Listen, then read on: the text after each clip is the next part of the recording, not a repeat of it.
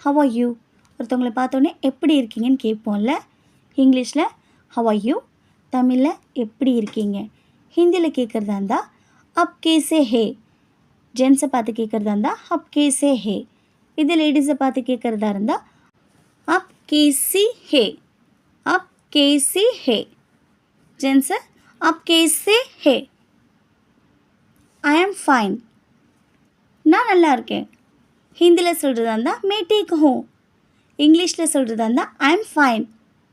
தமிழில் சொல்கிறதா இருந்தால் நான் நல்லா இருக்கேன், நான் நலமாக இருக்கிறேன். ஐ ஆம் குட்னு கூட சொல்லலாம். மே ஹச்சி ஹூ.